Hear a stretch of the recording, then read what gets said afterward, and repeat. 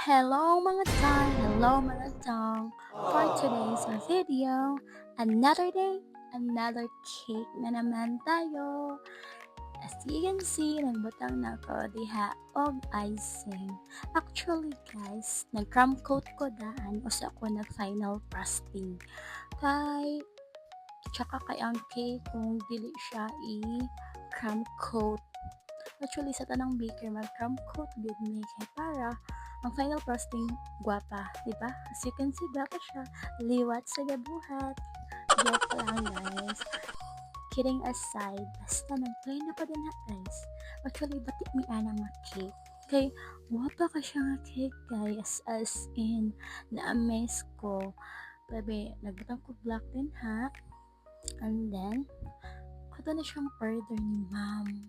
Pag September ni ma'am Kai. Shout out ko ni ma'am Kai. But, nalibot ko sa itong adlaw. Basta, September to siya guys. As you can see, paano ko din na sa black. Kapila ko nagbalik na guys kay gusto na ko siya i-plain. But, nice siya kung i-wave siya ang design. Maunang work. Kaduha ko nagbalik anak guys. Ay, gusto ko presentable siya, guwapa. As you can see, basta na-struggle ko din ha, gamay. Just a little bit struggle. Na, assist, muna to, diha guys. Grabe, nagpasinan ako, nag-wave na.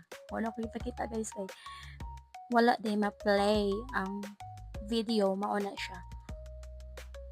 As you can see, guwapa siya, diba? Thanks for watching, guys.